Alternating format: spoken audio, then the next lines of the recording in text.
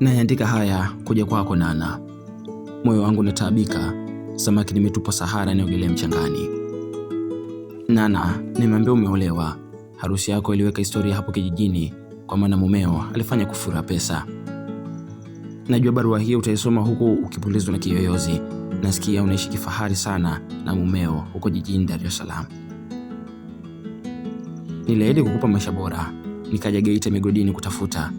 Mchana nafanya kazi kama punda, usiku nalala nikikumbatia ile picha ya pekee ulionipatia nikutunzie.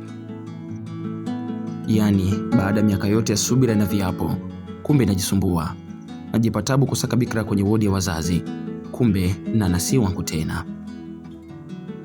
Ahadi ya kunizalia watoto 3 imebaki kuniganda kama tatuu, kumbe vyote ni uongo kama stori za Zumaridi. Nakumbuka wadau waliwahi kuniambia nisiamini kwenye long distance relationship. Waliniambia fimbo ya mbali haiui nyoka. Nikakaza fuvu, nikasema labda kwa wengine lakini si kwako Nana. Leo kiko wapi? Kupitia wewe nimekumbuka kujipenda, nimekumbuka kujipambania na kujithamini, nimekumbuka kuzijali hisia zangu.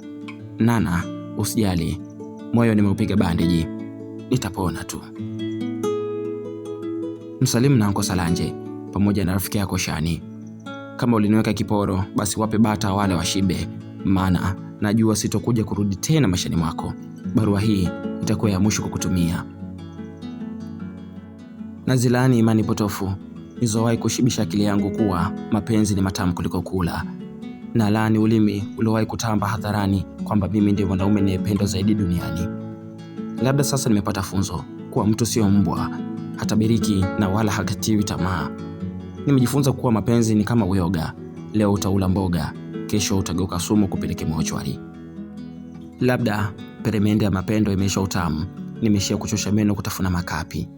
Zile ahadi za kufa na kuzikana hazinifai tena huku kwenye maandaki, hazitanifanya nile. Ngoja nijiulize tena kama nilifanya makosa kukupenda. Pengine kupenda kwangu kulipaswa kushtakiwa kama uhaini, na ndio maana ukaamua kunihukumu kikatili.